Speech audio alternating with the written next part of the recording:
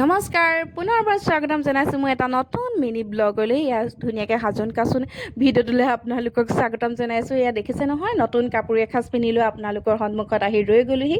চুলিখিনি ফনিয়াই ল'লোঁ। চুলিখিনি ঘৰত থাকিলেতো ইমান ফনিয়া নহয়, কিন্তু ক্ৰীম মই অকণমান লৈ লগাইছোঁ দেই। আৰু যেতিয়া ওলাই আছিলোঁ ন, মা আহি সন্মুখতে বহি মোক কিবা কিবি সুধি আছিলে, ময়ো উত্তৰটো দি আছিলোঁ। আৰু এনেকৈ আৰু ওলাই হৈ গ'ল মোৰ দুখীয়া মানুহৰ দুখীয়া কাৰবাৰ ভাই। এয়া দেখিছে নহয়, মেকআপৰ নামত শুকান পাউডাৰ অকণ বছ হৈ গ'ল।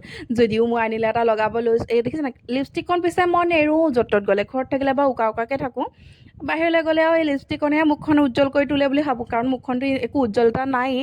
আপোনালোকে জানেই মোৰ ছালখন পুৰি গৈছে, আৰু তাৰ বাবে বহুত বহুত ধন্যবাদ যিসকলে মোক ছাজেষ্ট কৰিছে যে মই কি ঘৰোঁ। মেছেজতো কৈছে বাৰু, ইভাগেও কৈছে আনিলেতো লগাবলৈ বিচাৰিছিলোঁ, কিন্তু মই নোৱাৰিলোঁ, কাৰণ মোৰ দ্বাৰা নহয় মানে সেইবোৰ।